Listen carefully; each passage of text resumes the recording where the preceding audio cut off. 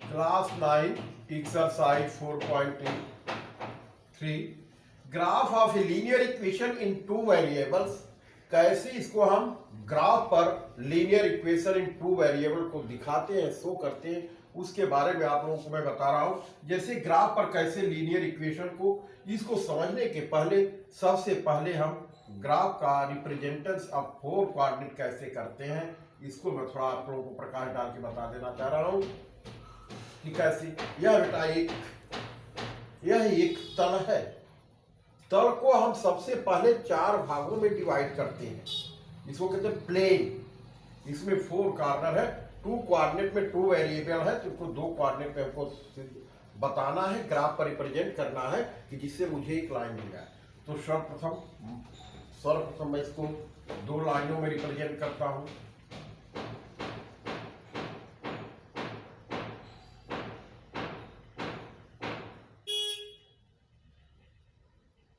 इसको कहते हैं बेटा x dash, Y dash.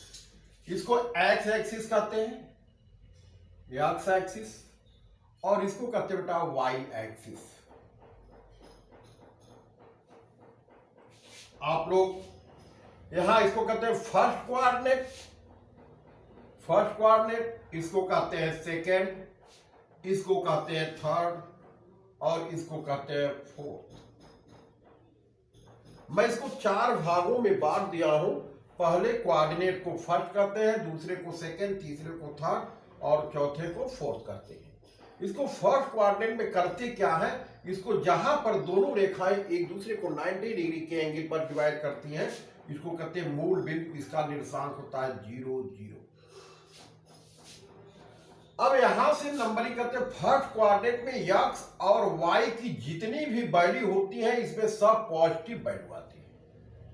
Second coordinate में एक्स की वैल्यू माइनस आती है और वाई की वैल्यू पॉजिटिव आती है। थर्ड कोऑर्डिनेट में एक्स और वाई दोनों के मान निगेटिव आते हैं, और फोर्थ कोऑर्डिनेट में एक्स का मान पॉजिटिव आता है और वाई का मान निगेटिव आता है। एक होता है क्लॉकवाइज और एंटी क्लॉकवाइज। ये बेटा घड़ी पहने तो देखो, क्लॉकवाइज घड़ी की सुई इस तरह चलती है, इसके एंटी क्लॉकवाइज। ये यहां से बिगिनिंग करते हैं, इसको फर्स्ट कोऑर्डिनेट करते हैं, तो फर्स्ट कोऑर्डिनेट में दोनों पॉजिटिव होते हैं, इसको कहते हैं सेकेंड कोऑर्डिनेट। एंटी क्लॉकवाइज चल रहे हैं, यहां पर आएंगे तो एक्स का मान निगेटिव होगा, वाई का मान पॉजिटिव। यहां पर आएंगे तो एक्स और वाई दोनों के मान निगेटिव होंगे, यहां एक्स का मान पॉजिटिव और वाई का मान निगेटिव होता है।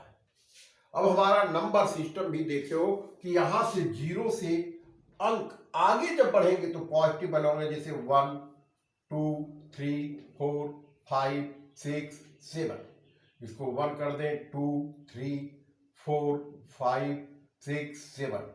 सो आप इस पर जितनी भी एक्स की वैल्यू आएगी सब पॉजिटिव आएंगे। इस पर भी 1 2 3 4 5 6 7।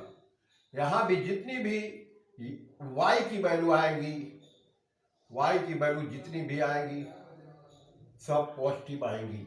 अब हम सेकेंड कोऑर्डिनेट में चलते हैं। यहां क्योंकि 0 0 है, इसका मूल बिंदु है। अब इसकी जब हम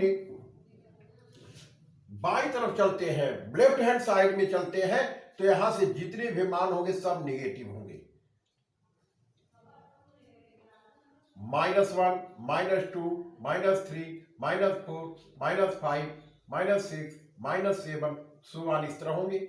और यहां पर जब हम वाई एक्सिस के नीचे की तरफ चलते हैं तो यहां पर मान निगेटिव आते हैं। -1 -2 -3 -4 -5 -6 -7 अपने ग्राफ पेपर को हम जितना बड़ा चाहे बड़ा कर सकते हैं और छोटा कर सकते हैं। फिर एक बार प्रकाश जान रहे हैं, किसी भी प्लेन को हम चार भागों में डिवाइड करते हैं। आगे कोऑर्डिनेट ज्योमेट्री के बारे में जानकारी होना बहुत जरूरी है, तो इसको मैं चार भागों में डिवाइड किया।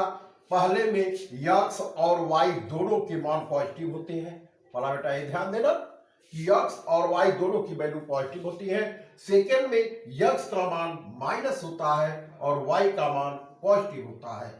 इसमें थर्ड कोऑर्डिनेट में यक्स और वाई दोनों के मान निगेटिव होते हैं और फोर्थ कोऑर्डिनेट में यक्स का मान पॉजिटिव होगा और वाई का मान निगेटिव होगा। सबसे पहले हमको ये जानकारी हासिल कर लेना है कि कौन से कोऑर्डिनेट में कौन से सॉल्यूशन स्थित होंगे, कहां से हमारी रेखा जाएगी, इसके बारे में जानने के बाद ही मैं आगे का प्रोसेस करता हूं।